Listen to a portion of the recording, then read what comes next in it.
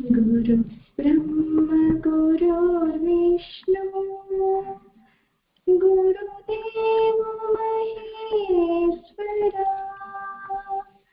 गुरु साक्षात् परब्रह्म तस्मै श्री गुरवे नमः। गुरु ब्रह्मा गुरुर्विष्णु गुरुदेव महेश्वरा गुरु साक्षात् परब्रह्मं तस्मै श्री गुरवे नमः। ज्ञानमूलं गुरुमूर्तिः पूजामूलं गुरुपादम् मंत्रमूलं गुरुवाक्यं मोक्षमूलं गुरुकृपा ब्रह्मा गुरुर्विष्णु गुरुदेव महेश्वरा गुरु साक्षात् परब्रह्मं तस्मै श्री गुरवे। సాక్షాత్ ఈశ్వరుడే అరుణాచలం గురించి చెప్పిన వాక్కులండి. తన గురించి మనం తెలుసుకోలేమని తానే చెప్పుకున్నాడు శివుడు. అదేంటంటే అరుణాచల క్షేత్రంలో అగ్ని రూపంగా వెలుస్తున్నాడు. పంచభూతాల్లో అగ్ని ఒకటి కదా. పంచభూతాలకి గుర్తుగా 5 లింగాలుగా వెలుస్తున్నాడండి భూమి మీద. నాన్నగారు చెప్పేవారు మన దేహం కూడా పంచభూతాత్మకమయ్యి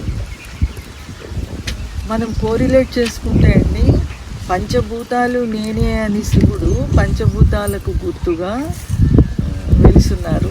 అరుణాచలంలో అగ్నిలింగము, చిదంబరంలో ఆకాశలింగము, త్రిపుకేశ్వరంలో జలలింగం, కంచిలో పృథ్వీలింగము, కాళహస్తిలో వాయులింగం. ఈ పంచభూతాలు కలిసి దేహం ఏర్పడింది. అయితే ఈ దేహం ఇప్పుడు శివస్వరూపమా కాదా? శివుడే చెప్పాడు పంచభూతాలు నేనని. మనం అనుకోవడం కాదు.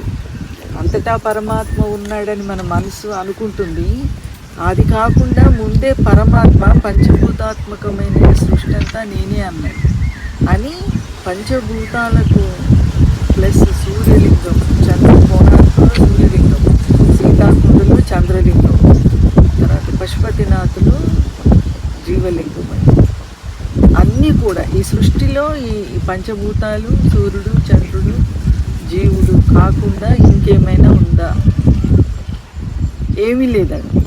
పంచభూతాల్లోకి రాకుండా సూర్యుడు చంద్రుడు అష్టమూర్తులు అని చెప్తారు భగవాన్ ఉపదేశారు. అన్నీ నా స్వరూపమే అని శివుడు చెప్పాడు.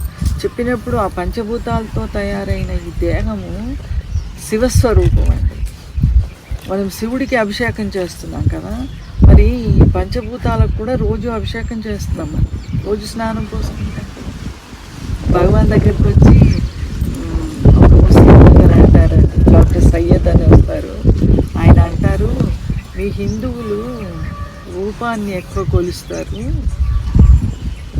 రూపబుద్ధి ఎక్కువ మీ హిందువులకి, రూపానికి ఆరాధన చేస్తారు. భగవంతుడు అంటే రూపంతో ఆరాధన చేస్తారంటే అప్పుడు భగవాన్ అంటారు, ఈ సృష్టిలో రూపాన్ని కొలవని వాడెవరు? విగ్రహారాధన చేయని వాడు ఎవరైనా ఉన్నారా? మీరు పొద్దున్న లేవగానే బ్రష్ చేసుకుంటున్నారు, స్నానం చేస్తున్నారు, నైవేద్యాలు భోజనం పెడుతున్నారు, అన్నీ మీరు చేస్తున్నారు కదా. అందుకే ప్రతివాడు విగ్రహారాధన చేస్తున్నారు. అంటే నాన్నగారు చెప్పేవారు, అమ్మ రోజు స్నానం చేసిన తర్వాత భగవంతుడికి దండం పెట్టుకొని అంటే పరిపూర్ణంగా ఎలా జీవించాలనేది మానవుడు నాన్నగారు జీవించి మనకు బోధించారండి. నాన్నగారు అన్నారు, గీత గంగా గాయత్రి గోవింద అని స్మరించుకోండి. కంపల్సరీ అండి. మనకి ఏ స్తోత్రాలు రాకపోయినా పర్వాలేదు, ఒక్కసారి గీత గంగా గాయత్రి గోవింద అని స్మరించుకుంటే చాలు. ఈ స్నానం చేస్తున్నప్పుడు అన్నం పెడుతున్నప్పుడు అందరికీ అభిషేకం చేయలేకపోవచ్చు, అందరికీ అభిషేకం వీలవ్వకపోవచ్చు, కొంతమంది చేయొచ్చండి. కానీ ఇది శివస్వరూపమే అనే ఎరుకలో స్నానం చేస్తే అభిషేకం అయిపోతుంది. శివస్వరూప నాన్నగారు చెప్పారమ్మా, మీరు భోజనం చేసేటప్పుడు మొదటి ముద్ద నమస్కరించుకొని స్వీకరించండి. భగవంతుడు జఠరాగ్ని రూపంలో ఈశ్వరుడు ఉన్నాడు లోపల, జఠరాగ్నిని నేనే అన్నాడు. కాబట్టి మనం తినే ముద్దలు ఎవరికి సమర్పిస్తున్నాము? భగవంతుడికి సమర్పిస్తున్నాము.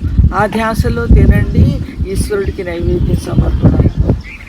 అంటే మన జీవన విధానంలోనే మనము పరమాత్మని అనుభవించవచ్చు డే టు డే లైఫ్లో.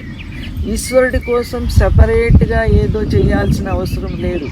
చేయడం తప్పు కాదు, మన మనసును తృప్తిపరచుకోవడం కోసం చేస్తున్నాము. మనము చేసినా చేయకపోయినా మనం చేసే ప్రతి కర్మ పూజగా స్తోత్రంగా మారిపోతుంది. ఇక్కడ అరుణాచల క్షేత్రంలో అగ్ని రూపంగా వెలుస్తున్నాను, కానీ లోకాన్ని కాపాడటం కొరకు కరుణ అని శాంతగిరిగా ఉన్నాను. మనం అగ్ని దగ్గరికి వెళ్ళలేం కదండి. అగ్ని అంటే కేవలం ఆ వేడితో కూడిన అగ్ని కాదండి, జ్ఞానం అంటే వెలుతురు.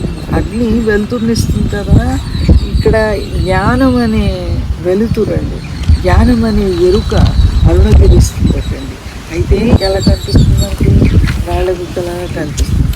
కానీ నాన్నగారు ఏం చెప్పారంటే, అమ్మాయి శివుడు, ఎన్నో గిరులు ఉన్నాయి సృష్టిలో, కానీ ఈ గిరి శివుడు అని చెప్పారు నా గురువు. కాబట్టి నా మనస్సు ఇది శివస్వరూపంగా భావిస్తుందండి. అందుకని నువ్వు నా దగ్గరికి వస్తావని, నీ గురువు చెప్పింది విని నువ్వు నా దగ్గరికి వస్తావని నాకు తెలుసు. అందుకని నేను శాంతగిరిగా, కరుణను దయనిచ్చే గిరిగా ఉన్నాను.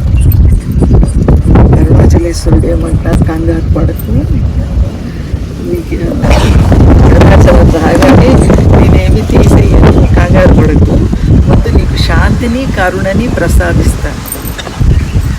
కరుణ అంటే దయాన్ని, దయను ప్రసాదిస్తాను. మనల్ని ఎవరన్నా ఇలా ప్రేమగా చూశారనుకోండి, మనకి ఎంత ఆనందం వేస్తుందండి కదా. కళ్ళల్లో కొంతమంది ప్రేమ వర్షిస్తూ ఉంటుందండి, కొంతమంది కళ్ళల్లో ద్వేషం కనిపిస్తుంది. ద్వేషం కనిపించిన కళలోకి చూడలేము, ప్రేమగా చూసే కళలోకి మళ్ళీ మళ్ళీ చూడాలనిపిస్తుంది, వాళ్ళ మొహంలోకి చూడాలనిపిస్తుంది కదా. అలా అరుణాచలేశ్వరుడు అంటే మనల్ని ఇక్కడికి రాని ప్రేమగా చూస్తాడు. వచ్చావా తల్లి రా. ప్రేమ, కరుణ, శాంతి. ఎంతో అలసిపోయి జీవితంలో విసిగి వేసారిన జీవుడికి శాంతినిస్తాడండి. ముందు రాగానే మనసులో చల్లదనం. అమ్మయ్యా, ఇన్ని సంవత్సరాలకు నాకు కావాల్సింది దొరికింది, నేను వచ్చి ఈయన పాదాల చెంత చేరిపోయాను, ఇక నా పని అయిపోయినట్టే, నా జీవితంలో అంతా శాంతి, ప్రేమ, భయమే అనే హామీ కలగజేస్తాడు లోపల. నేను శాంతగిరిగా ఉన్నాను, కరుణగిరిగా ఉన్నాను, అంతేకాదు అరుణగిరి యోగినై నిరంతరము గిరిపై ఉన్నాను నీకోసం. అంటే ఎవరికి వాళ్ళకి భావన ఉండాలి. నా కోసమే అరుణగిరి వెలిసింది. ఈ సృష్టిని ఉద్ధరించడానికి వెలిసిందని పుస్తకాల్లో చదువుకుంటాను. కానీ మనసులో ఏ భావన ఉండాలంటే నా కోసమే వచ్చాడు అరుణాచలేశ్వరుడు, నన్ను తరింపజేయడం కోసమే వచ్చాడు. కోసం యోగినై కాబట్టి దేహధారిని నేను కూడా గిరిపైన ఉన్నానండి. నాన్నగారు అనే మూడు రూపాల్లో ఉన్నాడమ్మా అరుణాచలేశ్వరుడు. ఒకటి గిరి రూపం, లింగ రూపం, మూడో సిద్ధ రూపం. ఉన్నాడా, మనకు కనిపించట్లేదు కదా. అంటే ఆలయంలో భగవంతుడు ఉన్నాడని అరుణాచలేశ్వరుడు ఆలయంకి వెళ్ళి నమస్కారం చేసుకుంటాం కదా.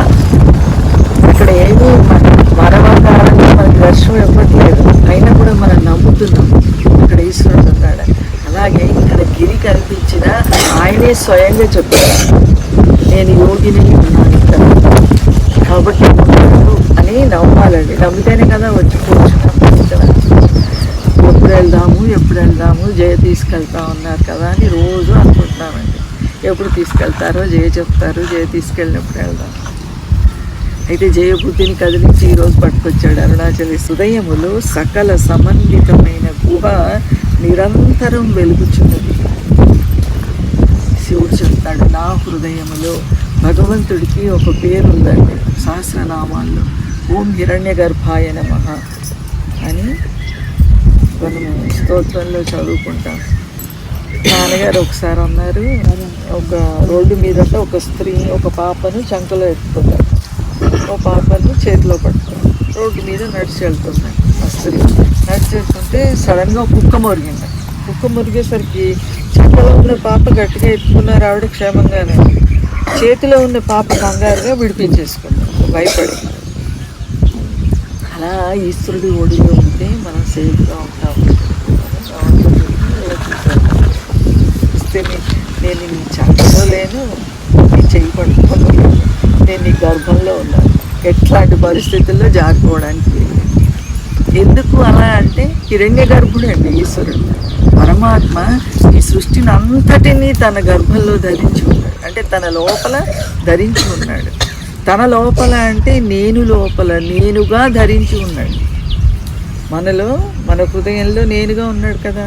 అందరం నేను నేను నేను అంటున్నాం. నేను అనడం మన పిల్లలకి నువ్వు పేరు పెట్టామండి, కానీ ఏమిరా నువ్వు నేను నేను అను అని చెప్పాము మన పిల్లలకి, చెప్పలేదు. వాళ్ళు సహజంగానే నేను నేను మన అమ్మ నాన్న కూడా నువ్వు నేను నేను అని ఎవరు చెప్పలేదండి. మన బుద్ధి చోదితమై మనం నేను నేను అంటున్నాము. ఆ నేనే నిజమైన పరమాత్మటండి. కాకపోతే ఆ నేను దేహంతో ముడివేస్తున్నాం కాబట్టి మనకి లోపల సరిగ్గా సరి అయిన అనుభవం కలగట్లేదు. గురువు వచ్చాడండి, మళ్ళీ ఇంకా ఇక్కడ ఈశ్వరుడు అంటాడు, నిరంతరం నీలో వెలుగుతున్నాను నేనుగా. నీ హృదయ గుహలో అక్కడ ఉండడమే కాదు, అంటే అరుణగిరిని నువ్వు ఓన్లీ బాహ్యంగానే చూస్తావేమో, నీ హృదయ గుహలో కూడా నిరంతరం నేనుగా వెలుగుతున్నాను నేను. నీ లోపల నీ ఇంద్రియాలకి, నీ మనస్సుకి, నీ బుద్ధికి వెలుతురునిచ్చేది నేనే అంటున్నాడండి అరుణాచలేశ్వరుడు. కర్మ సహజంగానే ప్రపంచం అంతటినీ బంధిస్తుంది. కర్మ బంధ నివృత్తిని కలిగించే రక్షకుడైన అరుణాచలుని దర్శన మాత్రము చేతనే సర్వబంధాలు తొలగి అతని స్వరూపాన్నే పొందుతారు. అరుణాచలేశ్వరుణ్ణి దర్శించినంత మాత్రాన కర్మ బంధాలు తొలగిపోతాయట. ఏమిటా కర్మబంధము? కర్తృత్వ భావన. నేను చేస్తాననేది కర్మబంధం అండి. అది తెగిపోయి పటాపంచలైపోతుంది. అలా దర్శిస్తే చాలు, ఏమి చేయక్కర్లేదు. నాన్నగారు చెప్పేవారు, అమ్మ మీరు అలా ఖాళీగా ఉన్నప్పుడు గిరిని చూస్తా కూర్చోండి అమ్మ. భగవాన్ని ఒకసారి అడిగితే మీకేమి ఇష్టం భగవాన్ అంటే, భగవాన్ అంటారు, నాకు ఏదన్నా ఈ సృష్టిలో దేనితోనైనా అనుబంధం ఉందంటే ఒక అరుణగిరి. అరుణాచల రమణుడు అంటే ఆయనకి చాలా ఇష్టం అట్టండి. అరుణ రమణుడు అంటే భగవాన్కి ఇష్టం అంటే అంత దాదాప్యమండి గిరితోటి భగవాన్కి. వచ్చిన భక్తుల్ని భగవాను మీరు భోజనం చేశారా, మీరు గిరి ప్రదక్షిణం చేశారా, ఈ రెండు అడిగేవారు. ముందు మీరు భోజనం చేశారా, తర్వాత మీరు గిరి ప్రదక్షిణ చేసి వచ్చారా. వెళ్ళాం భగవాన్, కారులో వెళ్ళాం, ఆటోలో వెళ్ళాము. పుణ్యం మీకా కార్కా చేయగలిగే వాళ్ళు చెయ్యాలండి. దేహం సహకరించకపోతే దేహాన్ని హింస పెట్టుకొని చెయ్యొద్దు. దేహం సహకరించిన వాళ్ళు చేయాలండి. కర్మ సహజంగానే బంధిస్తుంది, ఏ కర్మ అయినా బంధిస్తుంది. మనం పూజ చేసినా, జపం చేసినా, అభిషేకం చేసినా, ఏం చేసినా బంధిస్తుంది. ఎందుకంటే నేను చేస్తున్నాను. సరే సార్ పూజారి దగ్గరగా చూశాను ఈశ్వరుణ్ణి. అసలు పూజారి పంపించడం కాదు, అక్కడ పూజారి క్రెడిట్ కాదు, మన భక్తి క్రెడిట్ కాదు, ఈశ్వరుడి దయ అండి. అక్కడ ఆనందపడాలి, మనం పడతాం సహజంగా. అమ్మ ఒళ్ళోకి వెళ్తే ఎంత ఆనందం వస్తుందో, అరుణాచలేశ్వరుడు ఒడిలోకి వస్తే కూడా అంత ఆనందం వస్తుంది. కానీ వాడు పిలుపు వల్ల వచ్చాము వాడి దగ్గరికి. ఈరోజు కూడా ఇక్కడ అందరం కూర్చున్నాము, వాడి పిలుపు వల్లే కూర్చున్నామండి. వాడి దయ లేకుండా ఇక్కడ కూర్చోలేము. దర్శనం మాత్రము చేత బంధాలన్నీ తొలగిస్తాడు ఈశ్వరుడు. అరుణాచలాన్ని దర్శించిన, ఎక్కడ ఉన్నా కానీ మనస్సులో స్మరించిన, అతి కష్టంతో కానీ పొందలేని వేదాంత తత్వజ్ఞానాన్ని మరే ఇతర సాధన లేకుండానే అందరూ పొందగలరు. ఇంకా ఇవి అరుణాచలేశ్వరుడి మాటలు. అరుణాచలాన్ని దర్శించినా లేక ఎక్కడ ఉన్నా కూడా అరుణాచల అరుణాచల అరుణాచల అని పిలిస్తే చాలు. నువ్వు ఎక్కడన్నా ఉండు, నీ ఇంట్లో బెడ్రూమ్లో ఉండు, కిచెన్లో ఉండు, ట్రైన్లో ఉండు, బస్సులో ఉండు, బాత్రూంలో ఉండు, ఎక్కడన్నా ఉండంటే ఎక్కడ పెడితే అక్కడ ఉంటాం. మన ఇష్ట ప్రకారం మనం ఉండలేం కదా, బాడీ డిస్ట్రిక్ట్ ఎక్కడ ఉన్నా అరుణాచల అరుణాచల మనుచు స్మరించు వారల అహము నిర్మూలింతు అరుణాచల. భగవాన్ని ఒకరు అడుగుతారు, అదేంటి భగవాన్ శివ శివ అంటేనే మోక్షం వస్తుందా? ఋషులు ఎంతో తపస్సు చేసి అడవులకు వెళ్ళిపోయి కందమూలాదులు తిని పూర్వకాలం మోక్షం కోసం ప్రయత్నం చేశారు. మీరేమో శివ శివ అంటేనే మోక్షం వస్తుంది అంటున్నారు. అంటేనే మోక్షం వస్తుందా అని అంటే భగవాన్ అంటారు, నువ్వు అని చూడు ముందు. నువ్వు నన్ను అడగడం ఎందుకు? స్వీట్ తినే ముందు ఇది తీయగా ఉంటుందా అంటే నోట్లో పెట్టుకుంటే తెలుస్తుంది కదా తీయగా ఉంటుందో ఉండదో. అలాగే నువ్వు శివ శివ శివ శివ శివ శివ అను. నువ్వు ఏ సుఖంలో ఉంటావో నీకే తెలుస్తుంది. కాశీలో మరణిస్తే ముక్తి, తిరువయ్యూరులో జన్మిస్తే ముక్తి, చిదంబరాన్ని దర్శిస్తే ముక్తి, అరుణాచలాన్ని స్మరిస్తేనే ముక్తి. అంటే పుట్టడం మరణించడం మన చేతిలో లేదా? మొన్న మా రిలేటివ్స్ ఎవరో కాశీకి వెళ్ళారు, 9 నెలలు ఉన్నారు. ఒక 12 నెలల్లోనే ఆమె ఫ్లైట్ తేడా చేసి ఫ్లైట్లో మళ్ళీ హైదరాబాద్ రావాల్సి వచ్చింది. అర్జెంట్ సర్జరీ అయింది 3 days బ్యాక్. మన చేతిలో లేదండి. రేపేం జరుగుతుందో మనకు తెలియదు. నాన్నగారు కాశీ వెళ్ళినప్పుడు ఒక ఆవిడ నాన్నగారిని అడిగారంట, నాన్నగారు మేము కాశీ నివాసులు, కాశీలోనే ఉంటాం, మేము పుట్టినప్పటి నుంచి కాశీలో ఉంటాం. ఎంతోమంది కాశీలో మరణించాలని కాశీకి వస్తారు నాన్నగారు, మేము కాశీలో ఉన్నాము. మా నాన్న ఏదో పని మీద పక్క ఊరు వెళ్ళారు, వెళ్తే అక్కడ యాక్సిడెంట్ అయి చనిపోయారు మా నాన్న, కాశీలో నాకు చాలా బాధగా ఉంది. నాన్నగారు బ్రతికినన్ని రోజులు కాశీలో బ్రతికి మరణించే టైంలో బయటికి వెళ్ళిపోయారు. అంటే మన చేతిలో లేదండి, ఏది కూడా దేహ ప్రారంభం మన చేతిలో ఉంది. కాబట్టి పుట్టడము, మరణించటము, దర్శించడము మన చేతిలో లేదు. ఈవెన్ చిదంబరాన్ని దర్శించడం కూడా ఆయన మనం అమ్మ గర్భంలో ఆయన తీసుకొని ఆ రాత రాస్తేనే చిదంబరం వెళ్ళగలుగుతాం. కాబట్టి ఇక్కడ అరుణాచలేశ్వరుడు ఏమంటాడు, ఎంత దయండి, నువ్వు ఎక్కడుంటే అక్కడే. నాన్నగారు చెప్పేవారు, నువ్వు ఎగ్జామ్ రాస్తున్నప్పుడు నీకు ఆన్సర్ షీట్ మీద ఏమి రాయడం చేత కాకపోతే కనీసం మీరు ఒక నల్ల గీతన్న పెట్టండి అమ్మా, తెల్ల పేపర్ మీద, ఈశ్వరుడు పాస్ చేసుకుంటాడు. అలాంటిదండి అరుణాచలేశ్వరుడు కార్యాలు. ఏమి రాయక్కర్లేదు, గీత పెట్టండి అంతే. తెల్ల కాగితాన్ని నల్లగా చెయ్యాలి. అదే అరుణాచలేశ్వరుడు అంటున్నాడు, శివ శివ శివ అరుణాచల అరుణాచల, ప్రేమగా పిలువు. నీకు ఒక్కడే కొడుకు, ఆ కొడుకు ఒక్కడే కొడుకు మనవుడికి, నువ్వు ఎంత ప్రేమగా పిలుచుకుంటావు. మనందరికీ మనవలు మనవరాళ్ళు ఉన్నారు కదా, మనం ఎంత ప్రేమగా పిలుచుకుంటామండి. మనందరికీ అది అనుభవం ఉంది మనసులో. నీ మనవడిని మనవరాలిని ఎంత ప్రేమగా పిలుచుకుంటావో అంత ప్రేమగా అరుణాచలేశ్వరుని పిలువు. మెకానికల్గా పిలువు. నేను ఇప్పుడు ఇక్కడ జయ ఉన్నారండి, ఇక్కడ జయ ఉంటే జయ జయ అని అటుపక్క చూస్తూ పిలుస్తూ జయకి ఏమనిపిస్తుందండి? ఇక్కడే పక్కనే కూర్చున్నాను, అటు చూసి పిలుస్తారేంటి అని అనిపిస్తుంది కదా. అలా హృదయంలో ఉన్న అరుణాచలేశ్వరుడు హృదయం లోపలే ఉన్నాడు. కాబట్టి ఆయన ఏమని చెప్పాడంటే, నేను ఎక్కడ ఉన్నానో అక్కడ నీ ధ్యాస పెట్టి నన్ను పిలువు. అరుణాచల అరుణాచల అరుణాచల. ఆయన చెబుతాడు కాదండి, బిగ్గరగా ఇంట్లో వాళ్ళందరికీ తెలిసేటట్టు ఏమి నామం చేసి పిలవక్కర్లేదు. ఎంత సైలెన్స్గా పిలిస్తే ఆయనకి అంత సైలెన్స్గా పిలిపిస్తాయి.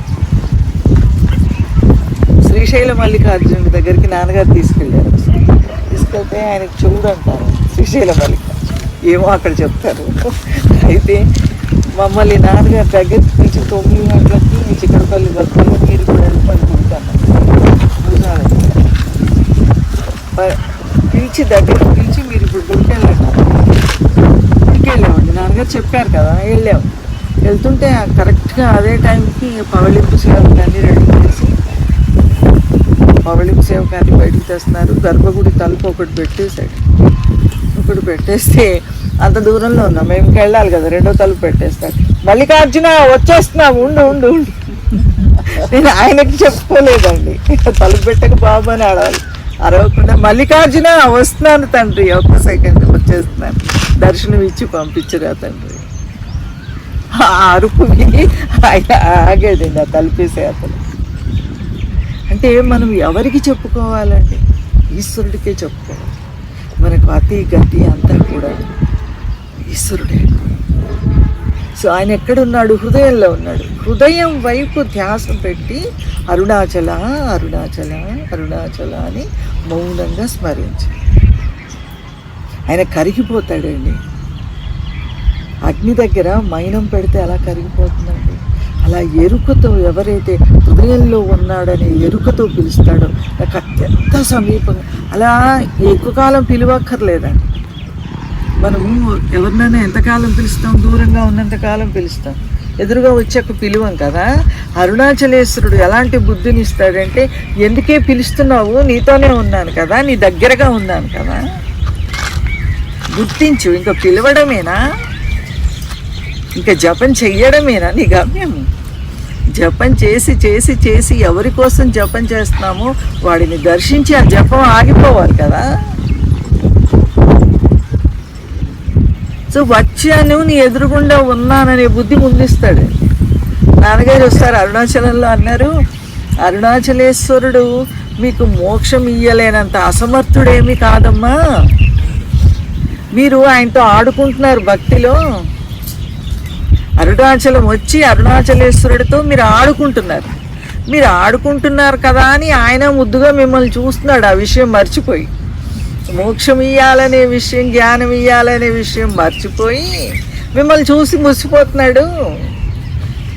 ఇస్తాడు మోక్షం, కంగారు పడకండి.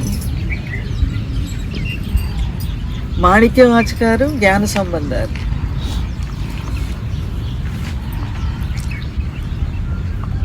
అంతే. ఊరూరు తిరిగేవారు కదా మహాత్ములు. వాళ్ళు అలా తిరుగుతూ ఒక ఊరు వెళ్తారు. వెళ్తే ఆ ఊర్లో శివాలయం డోర్స్ క్లోజ్ చేసి ఉంటాయి.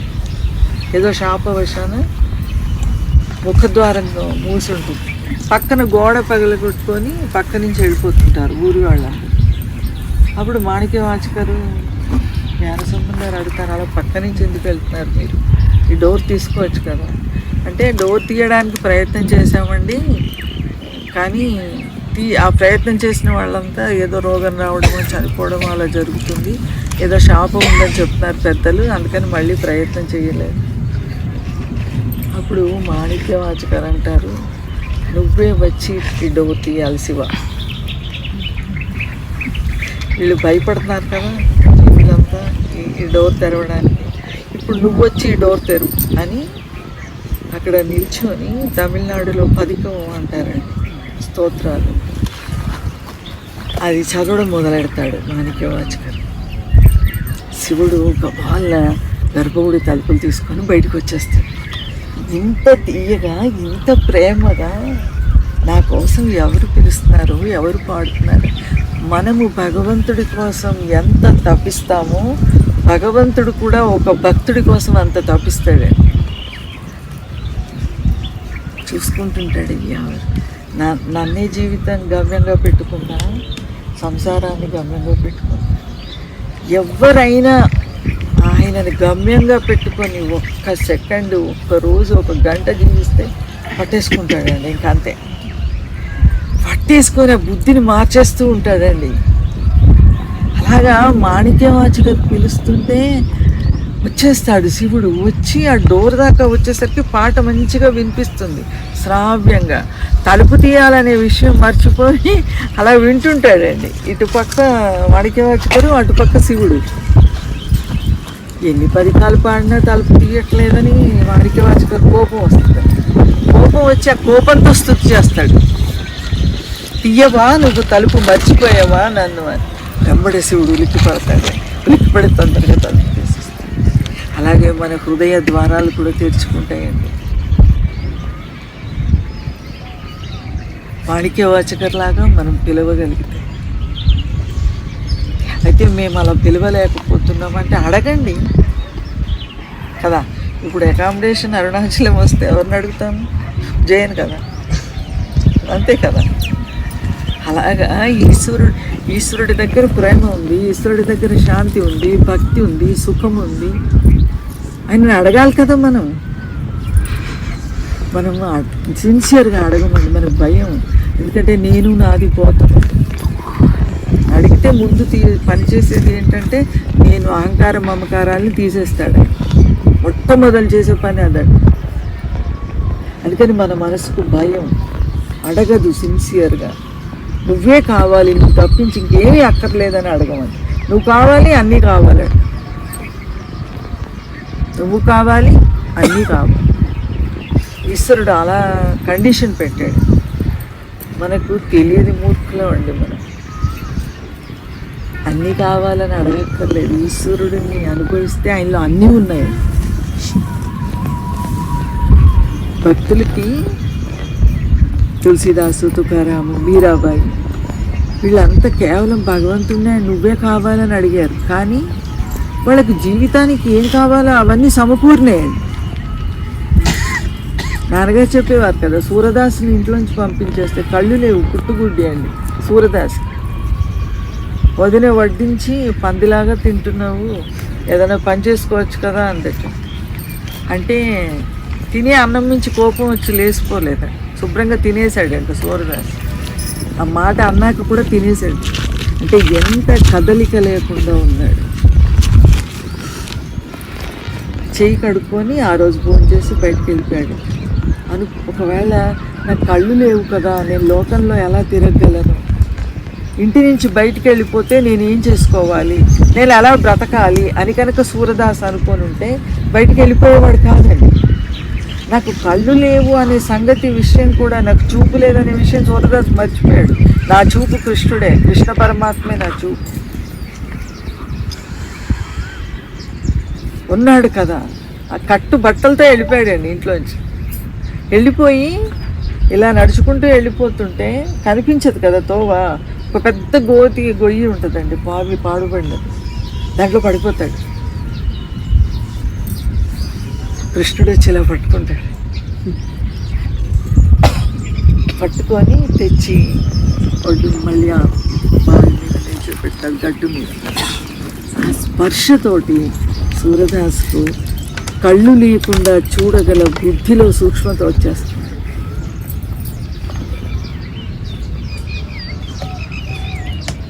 కళ్ళున్నవాడు కూడా అలా చూడలేదండి. మనం ఏం చూస్తాం ఇప్పుడు? అరుణగిరిని చూస్తున్నాం. జ్యోతిగా కనిపిస్తున్నాడేమో, ఏమో ఇలా ఎవరికైనా కనిపిస్తే కనిపించదు, నాకు మట్టి కనిపించట్లేదు. పక్షపాత బుద్ధి. సో సూరదాసి బుద్ధి సూక్ష్మతనిస్తాడు. అరుణాచలేశ్వరుడు బుద్ధి సూక్ష్మతనిస్తాడు.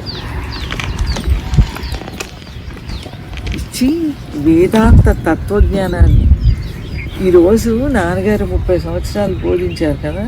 ఏ పుస్తకం ఓపెన్ చేసినా, ఏ మహాత్ముడి వాక్కు విన్నా, ఏది విన్నా అది అహంకార లక్షణమా లేక తెలిసినతనమా తెలియనితనమా ఏమీ తెలియదు. ఇది మాకు మా నాన్నగారు చెప్పేశారు. వాళ్ళు అన్నీ చెప్పి చివరిలో ఈ ఉపనిషత్తులో ఇది చెప్పారంటారండి. అంటే పుస్తకాన్ని కోట్ చేసి చెప్తారు వాళ్ళు. కానీ మాకు మన నాన్నగారు ఏ పుస్తకాలు కోట్ చేయలేదు. తన అనుభవాన్ని తీసి, అమ్మా ఇది తత్వం అంటే ఇది, నేను నేను నేను అనే అనుభవం నువ్వు రోజు లోపల అనుభవిస్తున్నావు కదా, అది నువ్వై ఉన్నావు.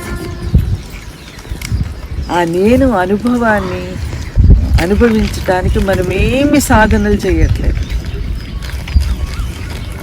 పొద్దుట లేవగానే జాగ్రత్త అవస్థలోకి రాగానే నేను ఉన్నాను అని తెలుసుకోవటానికి పక్కన ఉన్న వాళ్ళని అడగము, మంచం మీద వెళ్ళి అద్దం చూసుకోము ఉన్నానా లేదా అని, గిల్లుకోము ఇలాగా నేను ఉన్నానా లేదా అని.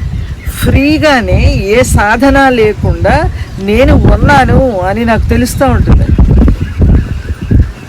పుట్టినప్పటి నుంచి, బుద్ధి తెలిసినప్పటి నుంచి మరణించేంత వరకు నేను ఉన్నాను అని ఫ్రీగా సప్లై అయిపోతూ ఉందండి. ఆ ఫ్రీగా సప్లై అవుతుంది కాబట్టి మనకు దాని పట్ల ఎలాగో సప్లై అవుతుంది కదా.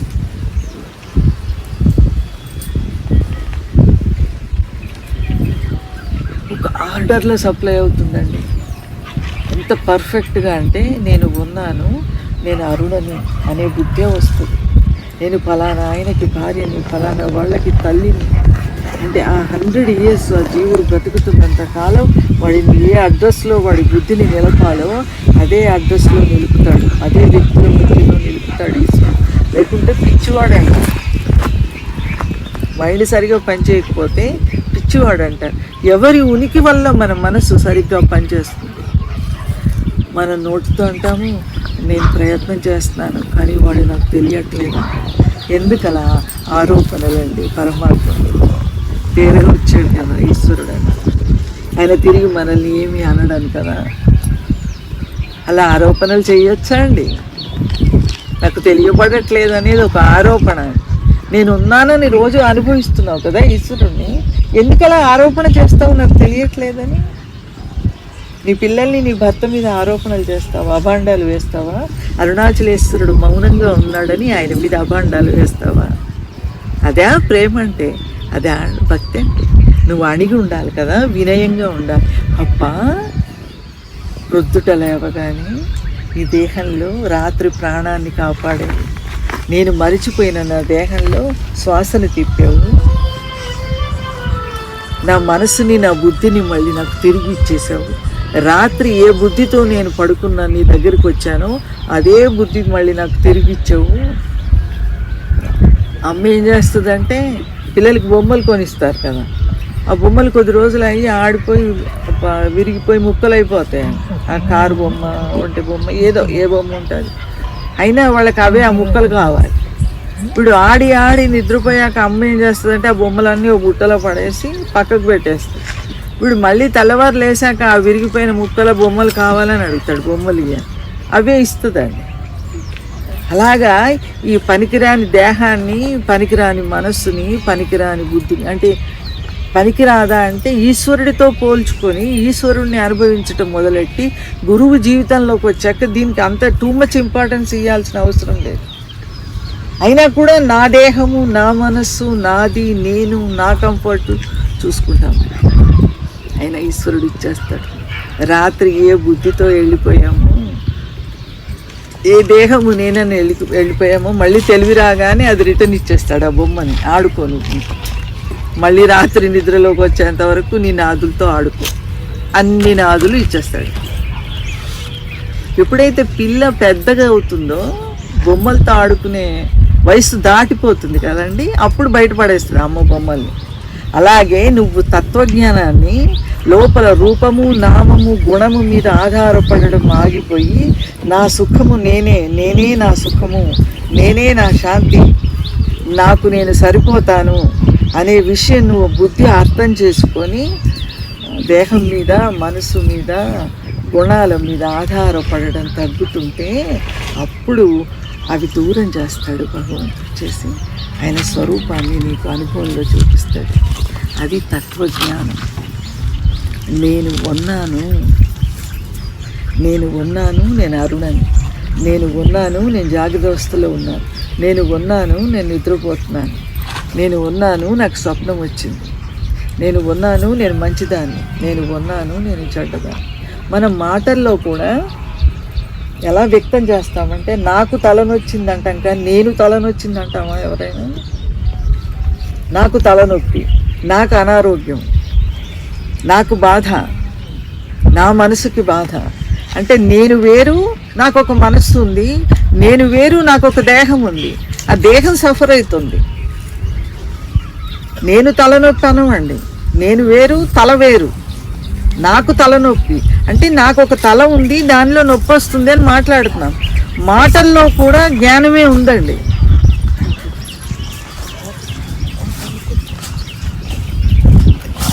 ఏ నేనైతే సర్వకాల సర్వావస్థల్లో మనకు ఆధారంగా ఉందో అదే శివుడు, అరుణాచలేశ్వరుడు.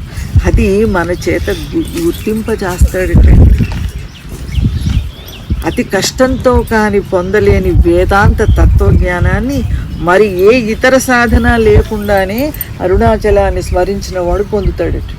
ఉపనిషత్తుల సారం. ఇప్పుడు నిజంగా ఇప్పుడు ఇంతమంది ఇక్కడ ఉన్నాం కదండి, టీవీలో ఎంతోమంది మహాత్ములు, గొప్పవాళ్ళు, పండితులు చెప్తుంటారు.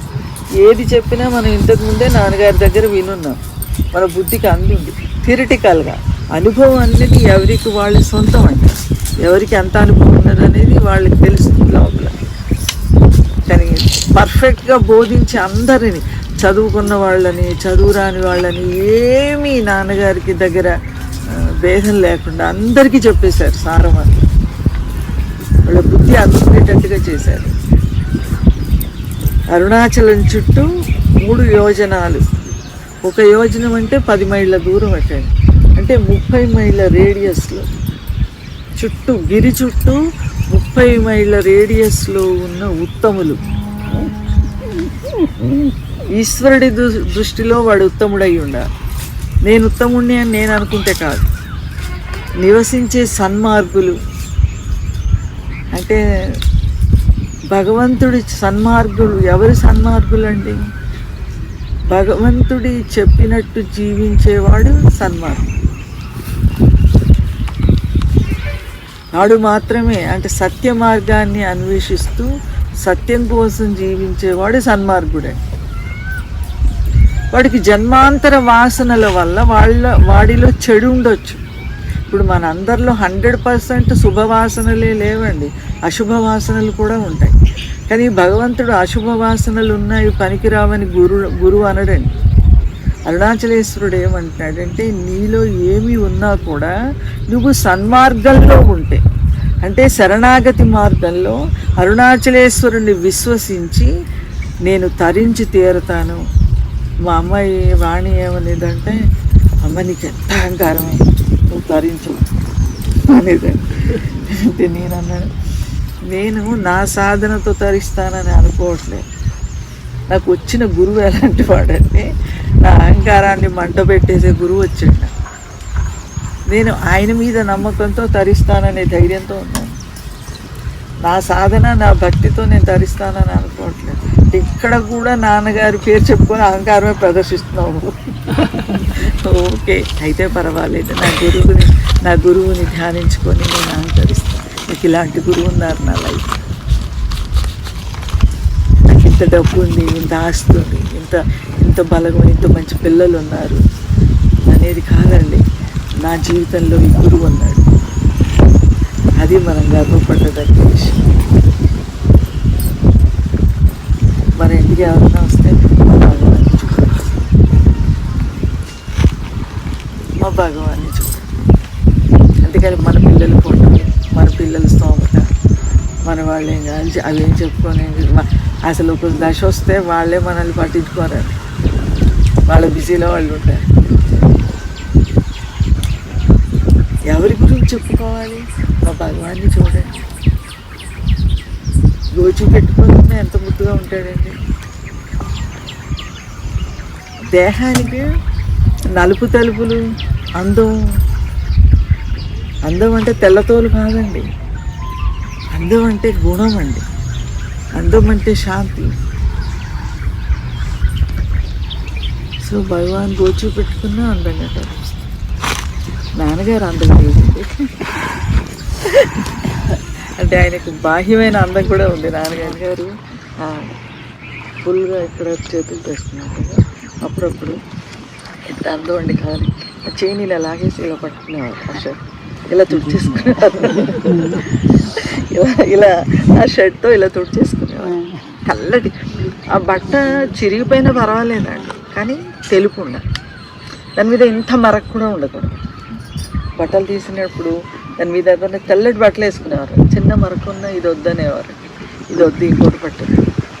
ఆ టవెల్ కానీ బట్టలు శుభ్రత అండి, చాలా శుభ్రం నాన్నగారు.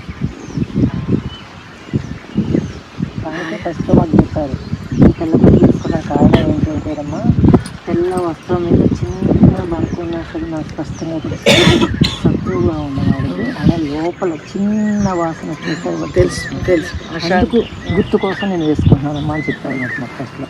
డబ్బై ఇంట్లో చెప్పారు పాట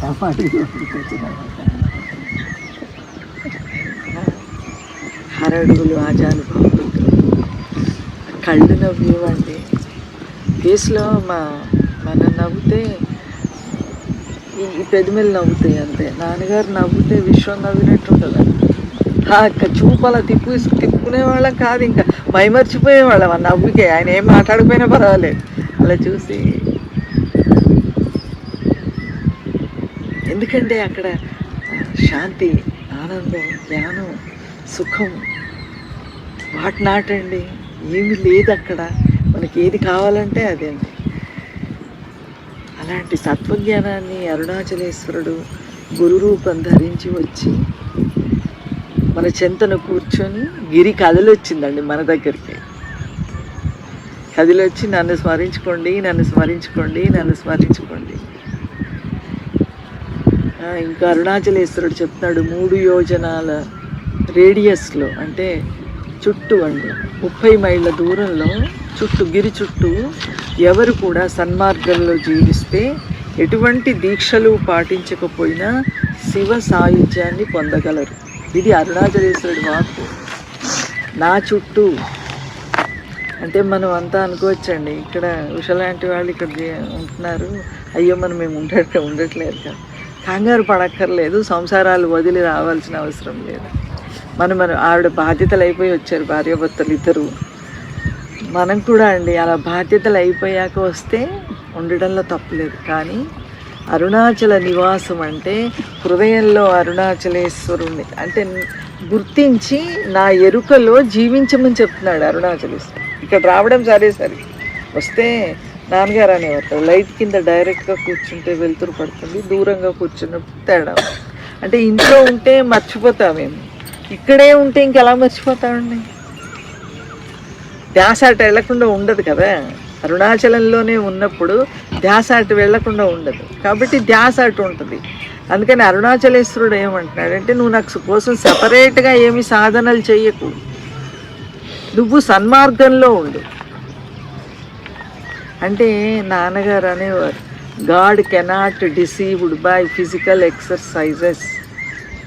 నువ్వు బాడీతో ఎన్నన్నా చెయ్యి, చేస్తే నేను మోసపోను, నీ భావన చూస్తాను. ఆ పని చేసేటప్పుడు నువ్వు ఏ భావనతో చేస్తున్నావు. నాన్నగారు ఒకసారి జిన్నూరులో ఇలా చెయ్యి పైకి పెట్టేశాను. మహాభారతం యొక్క ఎసెన్స్ ఏంటంటే, ఎదుటి వాళ్ళు నీకు ఏదైతే చెయ్యకూడదని అనుకుంటున్నావో, నీ పట్ల ఎలా ఎదుటి వాళ్ళు ప్రవర్తించాలని అనుకుంటున్నావో, నువ్వు ముందు ఎదుటి వాళ్ళ పట్ల అలా ప్రవర్తించవు.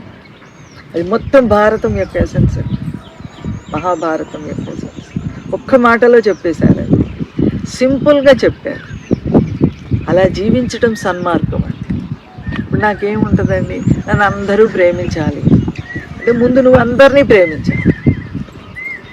అందరి దగ్గర ఉన్నది నాతో షేర్ చేసుకోవాలని నీకు అనిపిస్తుంది, నువ్వు షేర్ చేసుకోముందు.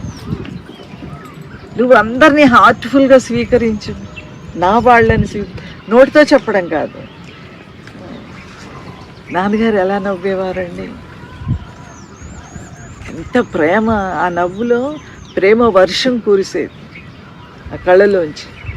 మనం అలా ఇతరులను ప్రేమించగలుగుతున్నాం నిస్వార్థంగా అండి, వాళ్ళ నుంచి ఏమీ కోరుకోకుండా వాళ్ళని ప్రేమించగలుగుతున్నాను.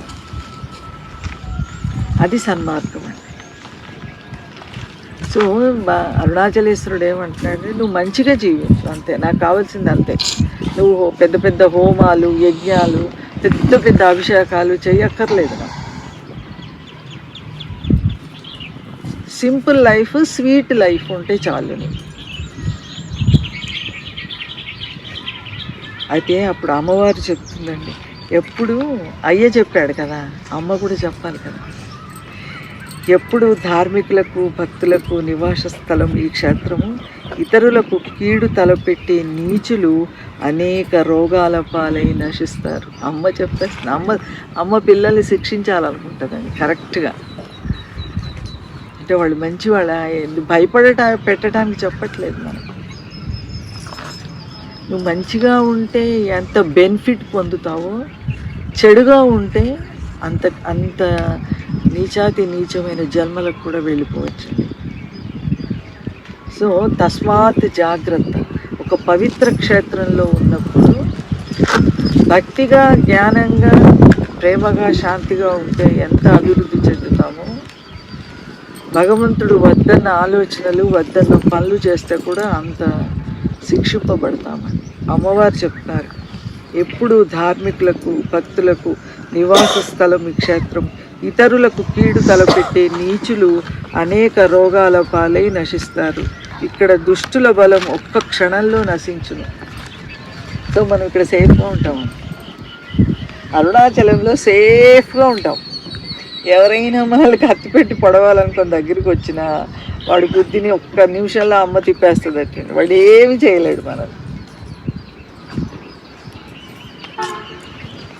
నేను మొన్న యూట్యూబ్లో ఒక చోట ఇక్కడ విన్నాను, అమ్మవారి భక్తురాలటండి.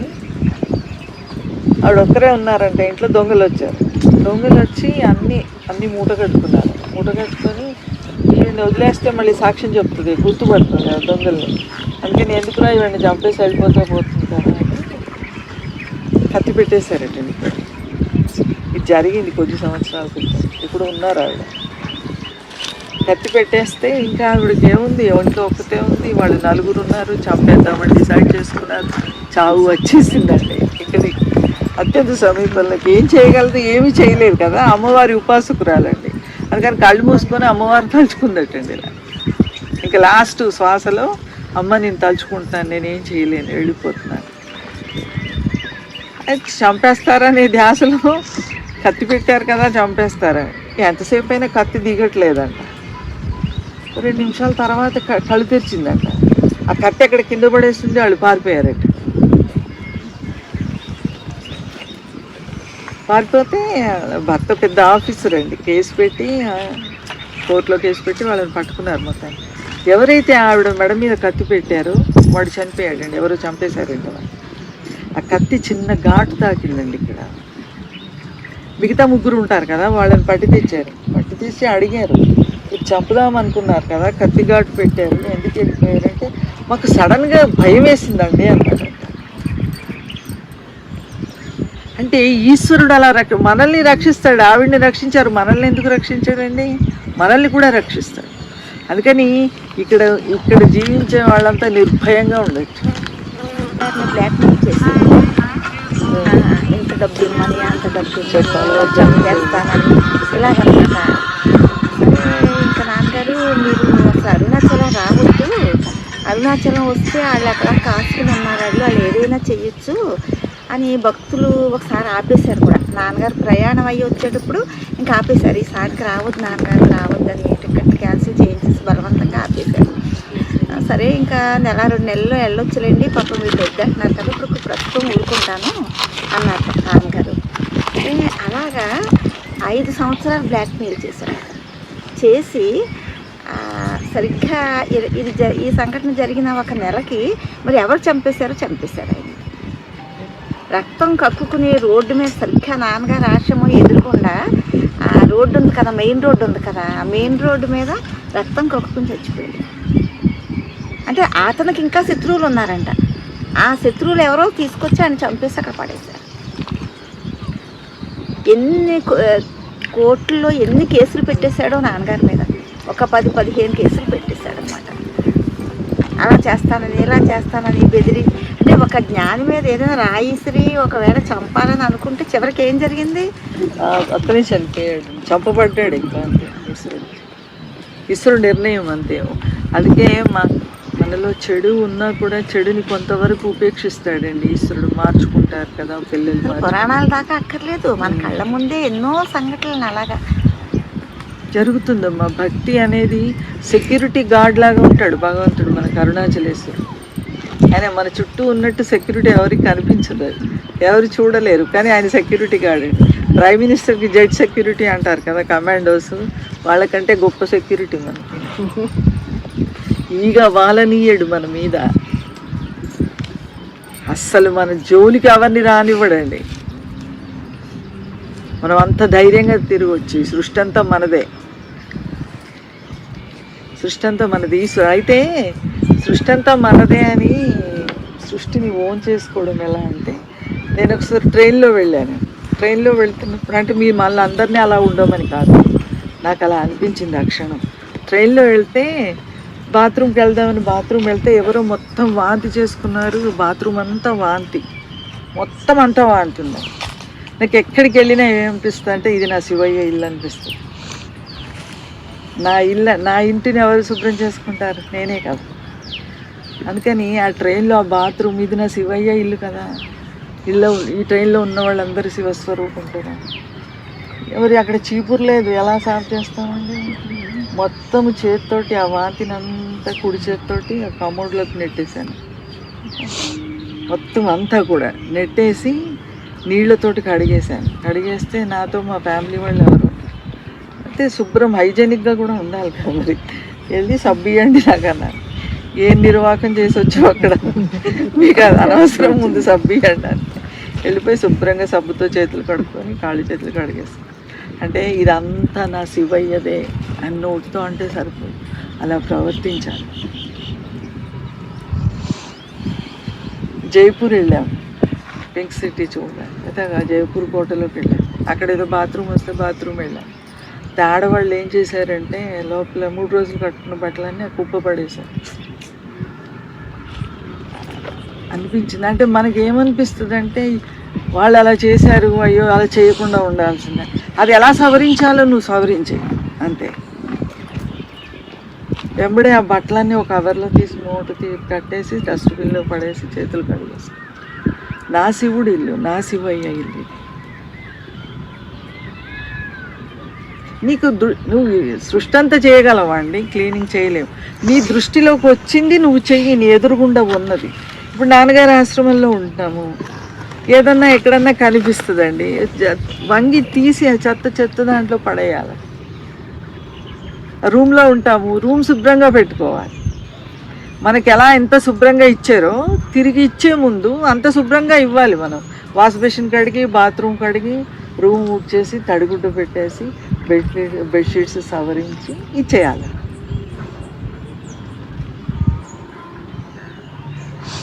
దృష్టం జ్ఞానమయం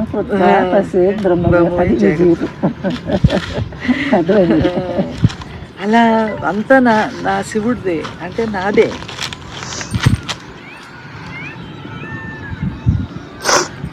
భక్తుడికి అసహ్యం ఉండదండి. దృష్టి మాగిన దృశ్యం మాగిన.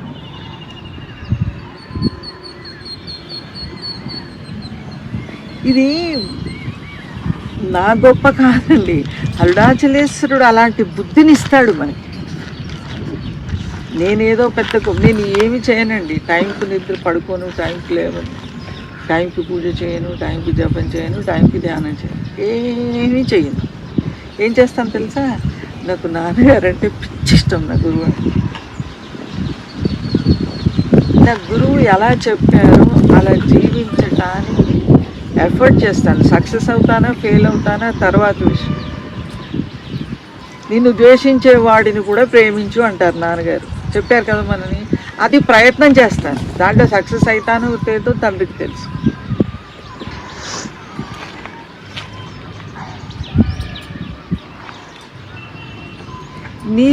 నీకు నువ్వు కోల్పోయి ఇతరులతో షేర్ చేసుకో. నా గురించి నేను ఆలోచించకుండా నా దగ్గర ఉన్నది షేర్ చేసుకుంటాను. నా దగ్గర 4 పళ్ళు ఉన్నాయనుకోండి, ఏదైనా క్లాత్ ఉందనుకోండి, చీరలు ఉన్నాయనుకోండి, ఏదన్నా ఉంది, దీంట్లో ఏదైతే నేను కట్టుకుంటాను, ఏదైతే నేను తింటాను ముందు ఆలోచిస్తాను. అది ఫస్ట్ ఇతరులకు ఇస్తాను. ఆ బుద్ధి నాకు ఎవరిచ్చారు? నాన్నగారు ఇచ్చారు, అరుణాచలేశ్వరుడు. నిజంగా చెప్తున్నాను, నాకు తెలియదండి. మనందరికీ ఆ మార్పు ఎంతో కొంత మనందరిలో సత్వగుణం ఉంది, షేరింగ్ చేసుకునే గుణం ఉంది, మంచి గుణం ఉంది, భక్తి ఉంది. దాన్ని పెంచి పోషించుకోవాలి. ఒక మొక్కను నాటితే ఎలాగైతే నీళ్లు పోసి పెంచుకుంటామో, మనలో ఉన్న మంచిని అరుణాచలేశ్వరుడిని ఆధారంగా పెట్టుకొని, ఆయనను బ్యాక్ బోన్గా పెట్టుకొని మనం పెంచి పోషించుకోవాలి. అప్పుడు మనం పడే అవస్థ చూసి ఈశ్వరుడు ఆయన స్వరూపాన్ని, ఆయన ప్రేమని మన చేత అనుభవింపచేస్తాడు. అక్షరమణమాల్లో ఒక విపదం ఉంటుంది. పంచేంద్రియ కళలు మదిలోన దూరుచో మదిని నీ ఉండవు అరుణాచల. అదేంటా అప్ప, అన్ని ఇంద్రియాలు వచ్చి దొంగల్లాగా నన్ను దోచుకుంటున్నాయి. కళ్ళేమో బాహ్యంగా చూడమంటాయి దృశ్యాలు, చెవులు అందరి మాటలు వినమంటాయి, నోరు గొంతు అన్ని మాటలు మాట్లాడమంటది. ఇలా ప్రతి ఇంద్రియము నాకు సృష్టినే చూపిస్తుంది, నన్ను సృష్టిలోకి లాక్కెళ్ళిపోతుంది. నువ్వేంటి చేతకాని వాడిలాగా హృదయంలో ఉన్నాను రా, హృదయంలో ఉన్నాను. ఏమండి దొంగలు పడ్డారండి, నన్ను కొడుతున్నారండి అంటే నేను బెడ్రూమ్లో తలపేసుకొని ఉన్నానంటాడు భర్త అండి. అయితే భర్త ఎలా అవుతాడండి? భరించేవాడు కదా, భర్త కాపాడేవాడు కదా. నువ్వు నన్ను మనసులో ఉన్న నన్ను ఇంద్రియాల ద్వారా బయటికి లాక్కెళ్తుంటే, అరుణాచల హృదయంలో రూపనామాలు లేని తత్వజ్ఞానంగా ఉన్నానని బోధించకు, హీరోయిజం చూపించు. రా, వచ్చి ఆ హృదయాన్ని, ఆ ఇంద్రియాలని దొంగల నుంచి నన్ను విడదీసి నన్ను నీ సొంతం చేసుకో తండ్రి. ఎక్కడ దొంగలు పడతారో అక్కడ ఉండు. నువ్వు దాక్కుంటే అలా హృదయ గుహలో నువ్వే దొంగలకు భయపడి దాక్కుంటే ఎలాగరా తండ్రి? అరుణాచల రారా మనసులోకి. నేను ఎక్కడ కాలు జారుతున్నానో అక్కడ నువ్వు ఉండి నన్ను పట్టుకో, కాలు జారకుండా. పంచేంద్రియ కళలు మదిలోన దూరుచో మదిని నీ ఉండవు అరుణాచల. నీ హృదయంలోకి రా, హృదయంలోకి రాని బోధ చేయకు, నువ్వు రావు. ఇంకో విపత్తు చాలా ఇష్టం ఉండే నాకు. అరుణాచలేశ్వరుడు భగవాన్ ఏమంటారంటే, నీవు నేను అడుగ నిత్య ఆనందమయముగా నిలుచు స్థితి కరుణింపు అరుణాచల. నువ్వు అడుగు, నువ్వు సాధన చెయ్యి, నువ్వు ఇలా ఉండు, నువ్వు అలా ఉండు అని చెప్పకు నాకు. భగవాన్ ఏమన్నారంటే, నువ్వు అడుగు ఉండు అరుణాచల, నువ్వు అడుగు. నీవు నేను అడుగ నిత్య ఆనందమయముగా నిలుచు స్థితి కరుణింపు. ఫస్ట్ అరుణాచల నువ్వు అడిగిపో. పొద్దున లేవగానే నేను అరుణననే బుద్ధిని నాకు ఎందుకు సప్లై చేస్తావు? నువ్వు సప్లై చేస్తే కదా నేను అరుణననే బుద్ధి నాకు వస్తూ ఉంది. అండి ఒక టార్చ్ లైట్లో బ్యాటరీ తీసేసావు అనుకోండి, వెలుగుతుందా? అది వెలగదు కదా. నువ్వు నాకు ఆ బుద్ధిని ఇస్తున్నావు, నేను దేహ బుద్ధిని ఇచ్చేది నువ్వు నాకు. అంతే, నువ్వు అడిగిపో. నువ్వు జాగ్రత్త అవస్థలో అరుణగా లేవకు, నువ్వు అలాగే ఉండు. అప్పుడు అరుణ లేవదు, అరుణ కూడా అణిగిపో. నీవు నేను అణుగా నిత్య ఆనందమయముగా అంటే అప్పుడు కాలాతీతులం అయిపోతాం. ఇద్దరం ఉండము, ఒక్కరమే ఉంటాం. అరుణాచలేశ్వరుడు ఇది అరుణ, ఇది అరుణాచలేశ్వరుడు ఇలా ఉండరండి. ఇదే అరుణాచలేశ్వరుడు, ఇదే అరుణది.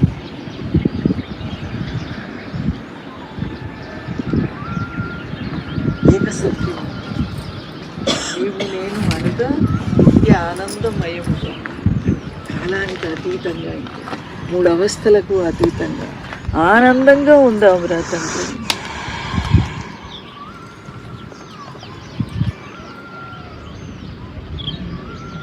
దైవం అనుచు నన్ను, భగవాన్ అంటారు దైవం అనుచు నిన్ను దరి చేరక. కానీ మనల్ని నాన్నగారు ఏం చేశారు? నేను మీకు గురువుని మన బుద్ధిలో ఆయన నోటితో చెప్పలేదండి, కానీ నాన్నగారిని దర్శించుకోగానే మనకి మన జీవితం ఇక్కడ ధరించి తీరుతాం మనం అనిపించింది కదండి. దైవం అనుచు నన్ను దరి చేర్చుకొని పూర్ణ నాశనమునర్చితి అరుణాచల. జిన్నూరు నాన్నగారు అని వస్తే నా నోట్లో మన్ను పోసేసావు తండ్రి. అరుణం లేకుండా చేసేసావు, అరుణ ఇష్టాలు లేకుండా చేసేసావు, అరుణని మౌనం చేసావు, ఏమీ అడగకుండా. దైవమనుచు నన్ను దరి చేర్చుకొని పూర్ణనాశనమునర్చితివి అరుణాచల. దేహాన్ని కాల్స్తే బూడిదైనా మిగులుతుందండి, ఎముకలు మిగులుతాయి. అరుణాచలేశ్వరుడు మనసును కాల్చేస్తే ఏమి ఆనవాళ్ళు కూడా ఉండవండి.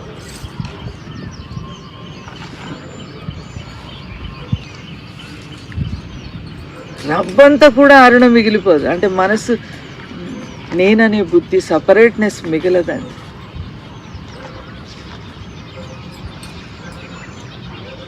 నా నోటిలో మన్నును కొట్టి నా బ్రతుకు హరించితివి అరుణాచలం.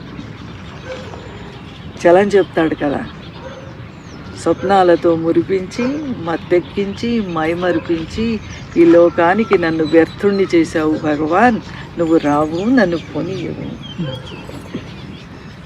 మా ఇష్టం వచ్చినట్టు మేము బ్రతుకుతామా అంటే బ్రతకలేము. ఇప్పుడు నిన్ను మర్చిపోయి భగవాన్ పక్కన పెట్టేద్దాం, మన బ్రతుకు నాన్నగారినో పక్కన పెట్టేద్దామని బ్రతకలేము. ఇంకా అయిపోయింది మాది, నీ వశం అయిపోయాం మేము. నాన్నగారు అనేవారు, అమ్మ మీకు అరుణాచలం రావడం పోవడం, జిన్నూరు రావడం పోవడం సరదాగా ఉందేమో చూసుకోండి. ఈశ్వరుడు వదిలేయాడు మిమ్మల్ని, గురువు వదిలేయాడు, మీకు ఫ్రమ్ అడ్రస్ లేకుండా చేసేస్తాడనేవారు నాన్నగారు. అంటే ఫ్రమ్ అడ్రస్ దేహం అనుకుంటున్నాం కదా, నేనంటే దేహం అనుకుంటున్నాం కదా, దేహబుద్ధి తీసేస్తాడు. ఎవరు నా నోటిలో మన్నును కొట్టి నా బ్రతుకు హరించినది అరుణాచల. ఇదివరకు జీవితం వేరు, ఇప్పుడు జీవితం వేరు కదా. నా బ్రతుకు హరించేసావు, మామూలుగానా మురిపించావు, లాలించావు, స్వప్నాలతో మత్తెక్కించావు. నాన్నగారు అంటే కల్లో కనిపిస్తున్నారు కదా. ఇప్పుడు కూడా నాన్నగారి ప్రజెన్స్ మనం అనుభవిస్తున్నాం కదా. ఏమండి, గురువు కళ అబద్ధం కదా అని గురువు కల్లో కనిపిస్తే అబద్ధం కాదండి. నా మట్టుకు నాకు అనిపిస్తుంది, మన మనసు భగవంతుడిని క్రియేట్ చేసుకోలేదు, సృష్టిని క్రియేట్ చేస్తుంది. నాన్నగారు భగవాను అరుణగిరి కళలో కనిపించిందంటే అది అనుగ్రహం, అది దయ. నా మైండ్ క్రియేషన్ అని అనుకోవద్దండి. గురువు దర్శనం ఇస్తే గురువుని క్రియేట్ చేసుకోలేదు మైండ్. 100% ఇది నాన్నగారితో నేను చెప్పినప్పుడు నాన్నగారు చెప్పారు. నేను భగవాన్ గురించిన 2 కళలు నాన్నగారికి చెప్పాను జిన్నూరులో.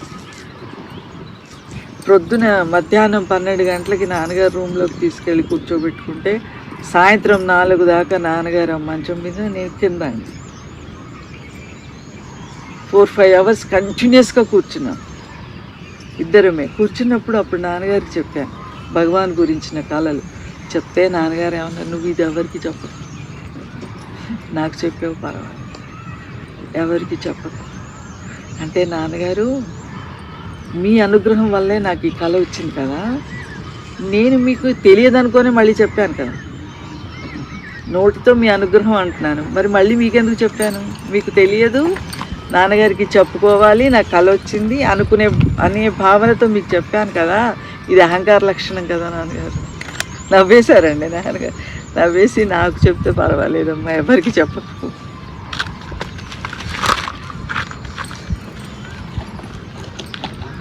సో గురువు కళలో కనిపిస్తే మైండ్ క్రియేషన్ కాదండి.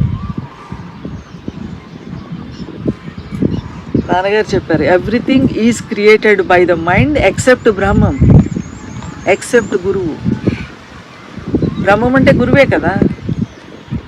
నీ గురువును మైండ్ క్రియేట్ చేసుకోలేదు, ఆయన అనుగ్రహిస్తే ఆయనను దర్శించుకోవాలి.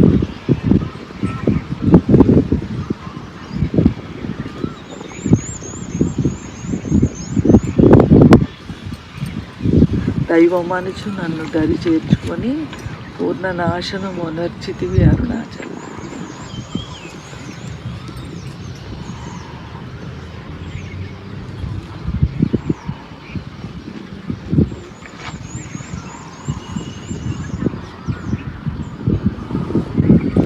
భగవాన్ అరుణాచలేశ్వరుడు అంటున్నాడు, భగవాను నీ ద్వారా నేనేదో తీసుకుందామని ఇక్కడికి వచ్చాను, నువ్వు నాకేమేదో ఇస్తావని, నన్ను అలంకరిస్తావని, నన్ను తినేసావేంటయ్యా?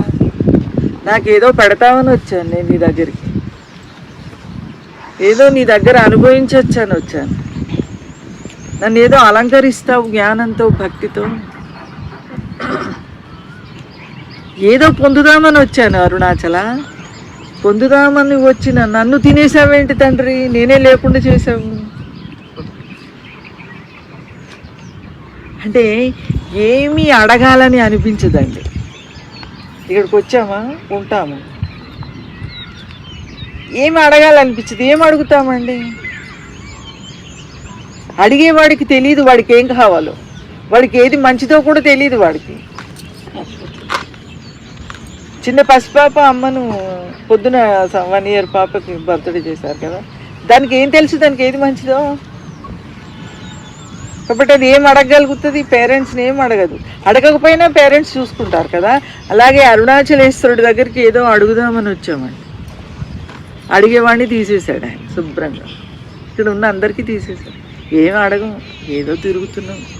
పునర్వసు నక్షత్రం అంటే అక్కడికి వెళ్ళిపోయి అక్కడ తినొచ్చాం, ఇక్కడ చేయి పెడితే ఇక్కడ తింటున్నాం, ఇప్పుడు తీసుకొస్తే ఆయన దగ్గర కూర్చున్నాం, అలా తిరుగుతున్నాం అంతే. పని లేని వాళ్ళు తిరుగుతారు కదా, అలా పని లేకుండా తిరుగుతున్నాం అరుణాచలంలో. ఏం పనితో తిరగట్లేదు మనం, ఖాళీ చేసి తిప్పుతున్నాడు. అలాగే తిరగండి, అలాగే ఎక్కడో చోట తిరిగి ఉండాలి కదా. బాడీ ఉన్నంత కాలం ఎక్కడో చోట ఆయన ఎక్కడ పెడితే అక్కడ ఉండాలి.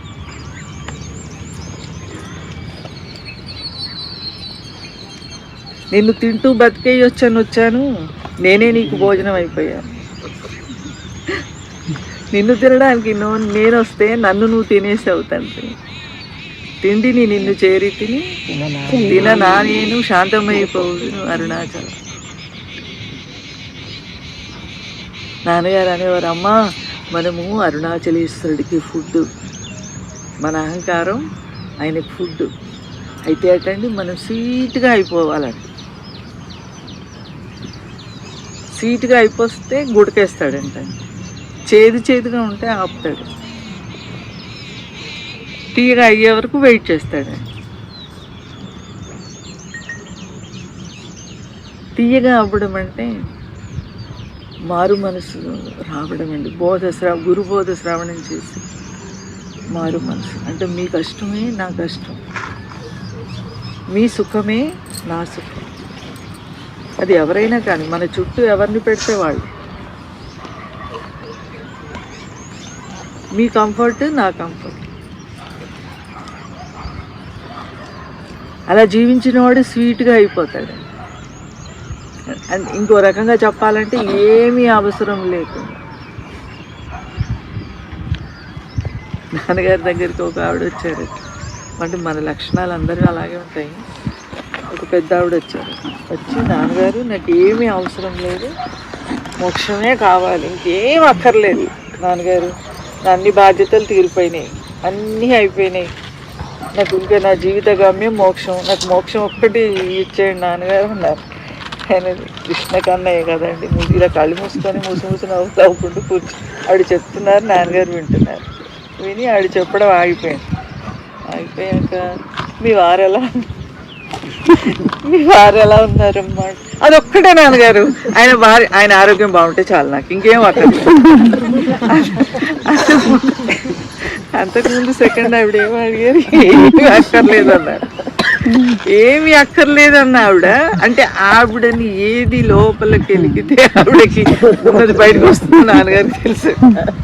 మనతో ఎవరన్నా అలాంటి అబ్బాయి ఎంత గొప్ప భక్తురాలు, ఏమీ అవసరం లేదంటుంది అనుకుంటారు. కానీ గురువు కదా, లోపల టార్చ్ లైట్ వేసి చూస్తారండి మన రాసులల్ని, మన నాదుల్ని, మనకి ఏముంది, ఏది అడ్డొస్తుందో అది పైకి తీసుకొస్తారు. ఖచ్చితంగా ఏది అడిగారంటే ఆవిడ మనసు ఎక్కడ ఆగిపోద్దో అదే అడిగారు. ఎలా ఉన్నారమ్మా మీ వారంటే అదొక్కటే నాన్నగారు, మా వారి ఆరోగ్యం ఒక్కటి బాగుండాలి, నాకు మోక్షం కావాలి.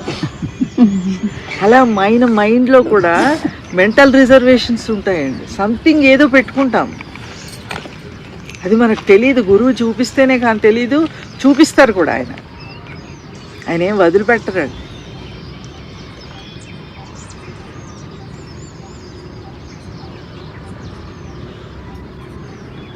నాన్నగారి దగ్గరికి ఒక భక్తురాలు వచ్చారు. ఆయన ఎంత దొంగ ఆయనంటే ఎలా వర్క్ చేసేవారు అసలు మన బుద్ధికి అందదండి. నార్మల్గా మాట్లాడతారండి. మన నాన్నగారు మనతో వ్యవహార విషయాలు కుటుంబ విషయాలు మాట్లాడుతున్నారు కదా అని మనం అనుకుంటాం. ఒక మౌలాలి భక్తురాలు వచ్చారు. వస్తే ఆమెను నాన్నగారు ఇంకొక భక్తురాలతో నన్ను పోల్చి అరుణ శాంతిగా ఉంటుందా, ఆమె శాంతిగా ఆయనకు తెలియదా అండి ఎవరు శాంతిగా ఉంటారమ్మా అంటే ఆ అమ్మాయి అందంట అరుణ డిస్టర్బ్ అవుతుందండి. నాన్నగారు అవునమ్మా అన్నారంట. అన్న తర్వాత ఊరుకున్నారండి. అక్కడ ఊరుకున్న తర్వాత మళ్ళీ సాయంత్రం కూర్చుంటాం కదా సిట్టింగ్లో, ఇక్కడే జిన్నూరులోనే. అమ్మా మనము పైకి కనబడేది చూస్తాం,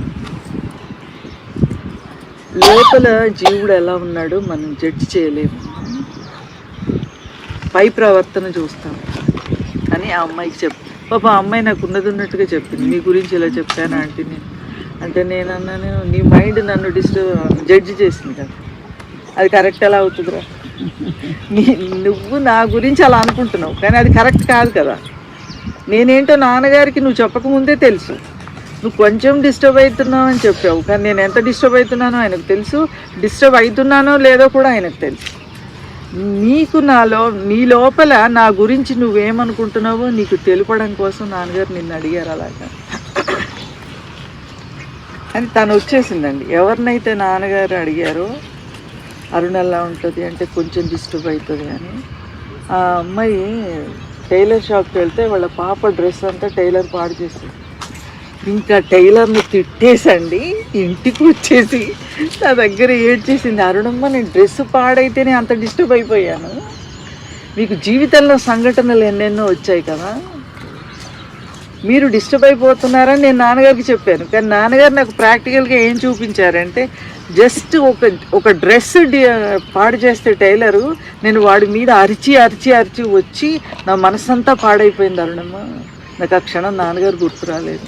నేను నష్టపోయాను డబ్బులు అనే గుర్తొచ్చింది కానీ నాన్నగారు గుర్తు రాలేదు నాకు.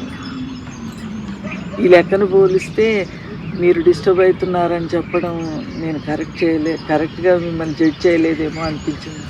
వదిలేరా మైండ్ అంతే, ఎవ్రీథింగ్ మైండ్. మన గురించి ఎవ్వరు ఏది మాట్లాడినా అది వాళ్ళ మైండ్ అంతే. అది ఈశ్వరుడి దృష్టిలో కరెక్ట్ కాదు, అదే ఈశ్వరుడు కరెక్ట్ అనుకోడు. మనం కంగారు పడక్కర్లేదు. నా గురువుకు తెలుసు నేనేంటనే, ఎందుకంటే నా హృదయంలో నాకు సాక్షిగా ఉన్నాడు కదా. నేనేంటో నాకు తెలుసున్నప్పుడు నా గురువుకి ఎలా తెలియకుండా ఉంటుందండి. అందుకని మనం ఎవరన్నా మనల్ని విమర్శించినా కంగారు పడే అవసరం లేదు. నా మనసే నా గురించి జడ్జి చేయలేదు సరిగ్గా, ఇతరులు ఎలా జడ్జి చేయగలరండి?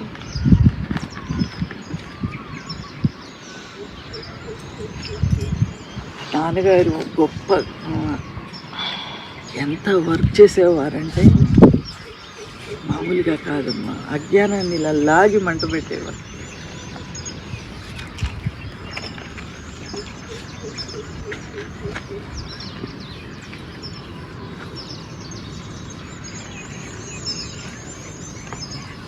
ఇక్కడ ఎంత వండర్ఫుల్గా అరుణాచలేశ్వరుని భక్తుడు అడుగుతున్నారు. టైం అయితే చెప్పండి జయ. నీ ఆచ్ఛాదనలను రూపుమాపి నగ్నుడిగా చేసి నీ ప్రేమతో నన్ను కప్పు అరుణాచల.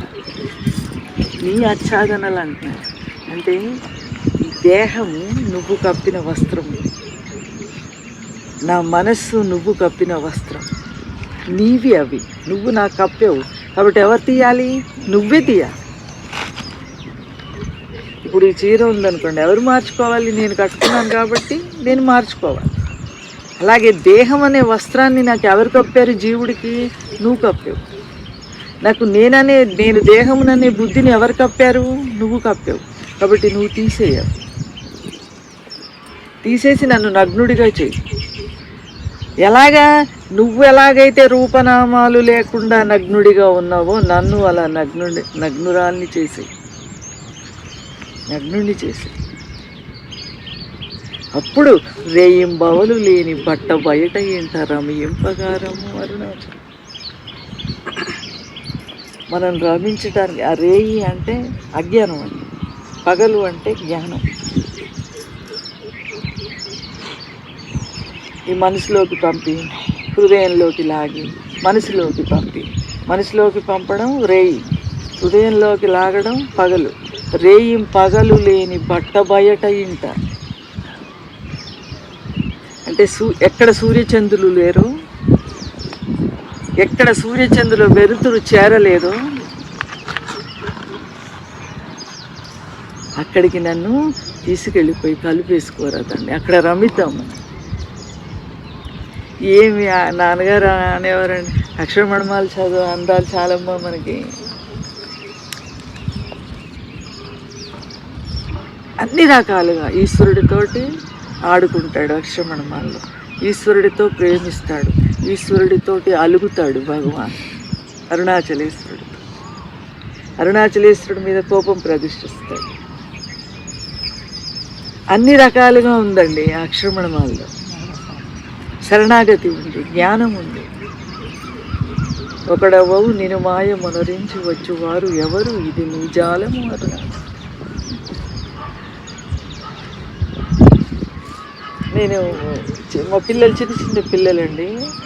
సో మండే సత్సంగానికి వెళ్ళేదాన్ని కదా, మన మధురానగర్ లక్ష్మికి వెళ్ళాను. అక్కడ మధురానగర్లో ఉండేవారు కొత్తలో.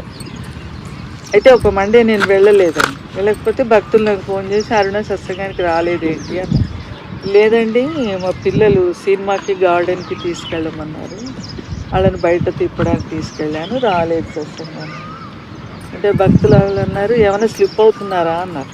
అంటే సత్సంగం వదిలేసి సినిమాకు గార్డెన్కి వెళ్ళిపోతుంది అనే ఉద్దేశంతో. అంటే మరి మా వారు ఫారిన్లో ఉన్నారు, పిల్లలకి నేనే చూసుకోవాలి కదా, వాళ్ళకి ఏం కావాలి. వాళ్ళు అడిగారు మమ్మల్ని ట్యాంక్ పాయింట్ తీసుకెళ్ళి తిప్పుకున్నా సినిమా చూపించంటే తీసుకెళ్ళాను. తీసుకెళ్ళిన తర్వాత ఆవిడతో ఏం చెప్పలేదండి, నేను కొంచెం మౌనంగా ఉన్నాను, వేరే విషయాలు మాట్లాడి ఫోన్ పెట్టి. అప్పుడు అన్నానన్నమాట, ఒకడవో నిన్ను మాయ మొనరించి వచ్చువారు ఎవరు, ఇది నీ జాలం అరుణాచలం. సినిమా థియేటర్లో ఉండాలా, ట్యాంక్ బండ్ పార్క్లో ఉండాలా, ఇంట్లో కూర్చోవాలా, ఇదంతా నీ జాలం, నీ ఆట. నిన్ను మాయం చేసి నీకు తెలవకుండా నేను సినిమాకి వెళ్ళలేను, నీకు తెలియకుండా నేను ఈశ్వరుడు అరుణగిరి దగ్గర కూర్చోలేను, నీకు తెలియకుండా నేను ఏమీ చేయలేను. నేను ఏది చేస్తున్నా నీ వల్ల జరుగుతున్నది, అది కానీ నా వల్ల జరుగుతున్నది కాదు అని. ఒకడవో నిన్ను మాయ మునరించి వచ్చువారు ఎవరు, ఇది నీ జాలము అరుణాచల. నా జీవితం అంతా నీ జాలము, నీ ఆట, నీ లాలన, నీ పాలన అని లోపల అనుకున్నాను. నెక్స్ట్ నాన్నగారు వచ్చారు చిక్కడపల్లి, ఒక 10 రోజుల్లోనే హైదరాబాద్ వచ్చారు, చిక్కడపల్లి వచ్చారు. వచ్చి కూర్చుంటే పక్కన కూర్చుంటే చూసి ఒకడవవు నేను మాయ మరణించి మొట్టమొదలే అది ఎత్తుకున్నారండి దెబ్బత వచ్చి కూర్చుంటే. సో నాన్నగారు ఎలా ఉండేవారంటే అద్దంలాగా ఉండేవారు. జ్ఞాని ఒక గురువు ఎలా ఉంటాడంటే అద్దంలాగా ఉంటాడు. మనం ఎలా ఉంటే అద్దంలో అలానే కనిపిస్తుంటాం. మనం ఎలా ఉన్నామో అది చూపిస్తుంది అద్దం. అలాగే జ్ఞాని దగ్గర సమక్షం కూడా మనం ఎలా ఉన్నామో మనకు తెలిసిపోతుంది గురువు దగ్గర. గురు రూపము గిరి రూపము శ్రీనాన్న పాదమే మాకు శరణ్యం.